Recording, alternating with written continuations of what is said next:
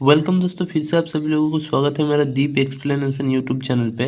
आज मैं आप लोगों को बताऊंगा कि ट्राइक जो होता है, ठीक है, ट्राइड फॉर अल्टरनेट करंट, ये ट्राइक ये कैसे एसी सर्किट में काम करता है। तो ये इसका प्रॉपर वर्किंग प्रिंसिपल आप लोगों को मैं बताऊंगा। तो इसीलिए ये वीडियो पे बने रहे, और वीडियो का अच्छा लगे तो एक लाइक ज़रूर कर दे, और जो लोग नए हों प्लीज़ इस चैनल को सब्सक्राइब करें। तो देखिए, ये ट्राइक क्या होता है। हमारा बहुत सारा फैन का रेगुलेटर जो बनता है वो लगभग सभी रेगुलेटर BT136 एक ट्रांजिस्टर के मदद से बनता है, ठीक है। तो यही ट्रांजिस्टर मैं बोलूँगा, देखिए BT136, ठीक है। ये ट्रांजिस्टर देखने को तो ऐसा होता है। यहाँ पे हीट सिंक लगाने के लिए एक इसका मेटल का प्लेट रहता है। तो यहाँ पे ये इसका 3 लेग होते हैं, ठीक है। तो ये होता है हमारा MT1, मतलब मेन टर्मिनल 1। ये होता है MT2, मेन टर्मिनल 2। और ये होता है गेट। तो ट्रांजिस्टर जैसे स्विचिंग का काम करता है, ये भी स्विचिंग का ही काम करता है, लेकिन इसका वर्किंग थोड़ा डिफरेंट होता है। कैसे, देखिए, इसका जो इनबिल्ट जो डायग्राम होता है, इसका सिंबल कैसे होता है ये पहले देख लेते हैं। इसका सिंबल ऐसा होता है, एक गोल राउंड होता है, इसके अंदर 2 एसीआर होता है, ठीक है। इसके अंदर से 2 ऐसे करके एसीआर होता है, ऐसे करके एसीआर होता है 2। और यहाँ से इसका एक लेग आता है, यहाँ से एक लेग आता है, ठीक है। ये हो जाता है MT2, और ये हो जाता है MT1। और यहाँ से मिडिल पोर्शन से एक लेग लगा आता है, इसको गेट, ये गेट पिन यहाँ से आता है। तो ये इसका सिंबल हो गया। तो इसका इनबिल्ट सर्किट, ये 2 मिनट लगेगा, देख लीजिए एक बार, काम पे आएगा बाद में ज़रूर। तो इसके अंदर ये 2 एसीआर है, ठीक है। ये एसीआर कैसे कनेक्ट रहता है, एसीआर का सिंबल हम लोगों को पता है कैसे होता है। एसीआर का सिंबल ऐसा होता है,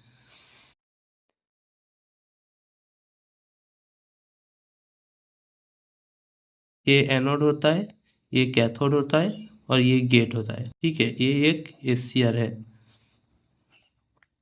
तो यहाँ पे इसके अंदर ये 2 एसीआर है। तो इसका 2 एसीआर कैसे कनेक्ट रहते हैं देख लीजिए, क्योंकि ये जो BT136 है, ये पॉजिटिव और निगेटिव दोनों में काम करता है। कि इसका कोई मतलब फिक्स्ड नहीं है कि इसका पॉजिटिव इनपुट करो या नेगेटिव इनपुट करो। तो इसमें 2 जो एसीआर रहता है वो इस हिसाब से रहता है यहाँ पे।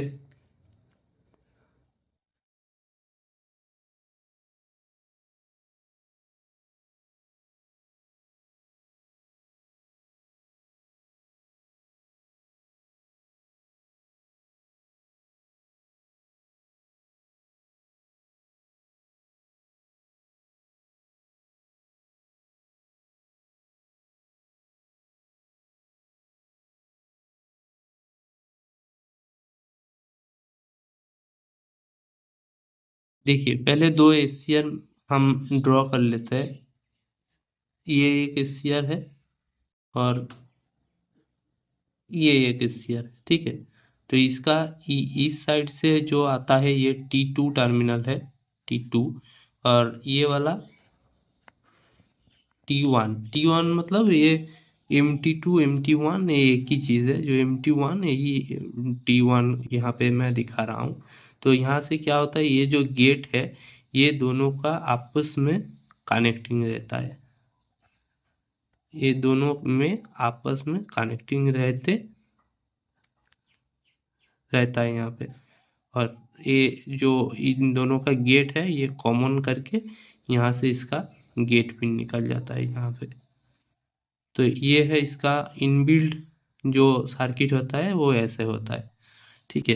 तो चलिए यहाँ पे मैं एक सर्किट ड्रॉ कर लिया हूँ, इसको एक्सप्लेन करते हैं तो आप लोगों को समझ में आ जाएगा कि ये सर्किट कैसे काम करता है। ठीक है। तो देखिए ये जो ट्रायक है, ये मतलब दोनों एसीआर मिला के एक ट्रायक बनता है। ठीक है। तो यहाँ पे सबसे कॉमन हमारा जो ट्रायक होता है वो BT136, जो हर काम में यूज़ होता है, रेगुलेटर में, स्विचिंग में। ठीक है। तो इसका ये यहाँ पे लगा हुआ है, ये BT136। ठीक है।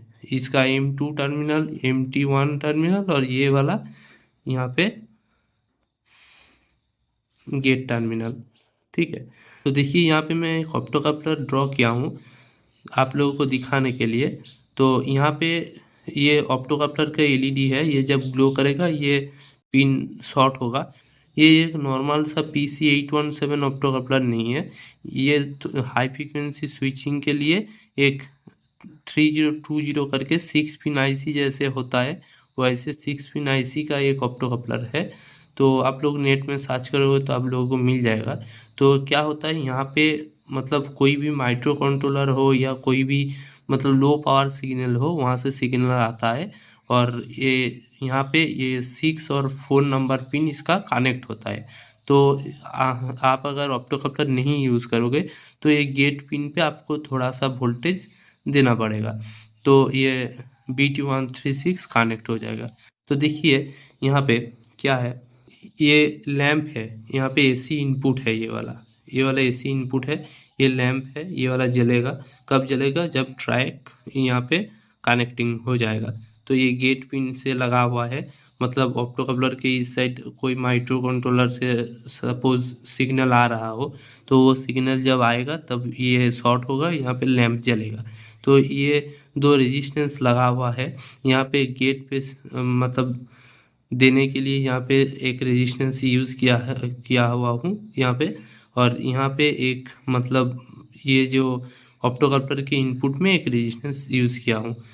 ठीक है। तो इसके बाद देखिए मेन यहाँ पे तो हो गया, लेकिन यहाँ पे एक सेक्शन है जो रेजिस्टेंस और कैपेसिटर ऐसे कनेक्टिंग रहता है, ये वाला। ठीक है। ये वाला एक सर्किट रहता है। ठीक है। इसको हम स्नाभार सर्किट बोलते हैं,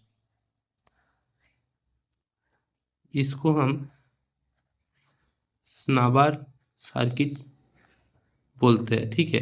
ये स्नाबार सर्किट होता क्या है, तो देखिए ये जो स्नाबार सर्किट है वो यहाँ पे जुड़ा हुआ रहता है।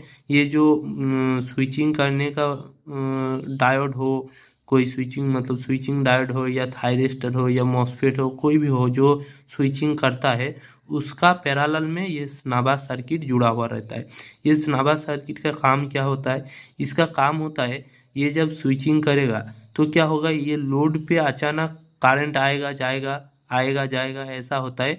तो इसी वजह से लोड के यहाँ पे एक स्पार्क होता है, मतलब जो फुल्की होता है ना आग का, वैसा निकलता है। तो यहाँ पे वो जो स्पार्क होता है, वो स्पार्क को ये स्नाबा सर्किट इसको होने नहीं देता, इसको रोक देता है। और इससे क्या होता है, इससे मतलब ये जो स्विचिंग हो रहा है, स्विचिंग के एक तो मतलब वोल्टेज होता है, मैक्सिमम एक वोल्टेज होता है कि उतना वोल्टेज पे गेट पे आने से स्विचिंग होगा। तो उससे अगर कम वोल्टेज आए या कुछ टाइम थोड़ा सा वोल्टेज आए, तो उससे क्या होगा, ये जो हमारा स्विचिंग करने का जो कंपोनेंट लगा रहता है, ये स्विचिंग करने जाता है, थोड़ा सा होता है, लेकिन वो मतलब गलत है, वो मतलब सही नहीं है, वो रॉन्ग एक सिग्नल है जो ये स्नाबा सर्किट उससे प्रोटेक्ट करता है। मतलब कोई सा भी रॉन्ग सिग्नल आता है तो उसको उस मतलब उसको ये स्विचिंग करने के लिए नहीं अप्रूव करता है, वो जो राइट सिग्नल है उसी को अप्रूव करता है ये स्विचिंग करने को, इसको। और ज़्यादा यहाँ देखा जाता है तो जहाँ पे इंडक्टिव लोड होता है, मतलब ज़्यादा लोड होता है, वहाँ पे क्या होता है, इसका वो वही रॉन्ग फ्लैक्चुएशन के वजह से वो बहुत बार डैमेज हो सकता है। लेकिन ये स्नाबार सर्किट जहाँ पे लगा हुआ रहता है वहाँ पे वो डैमेज नहीं होता।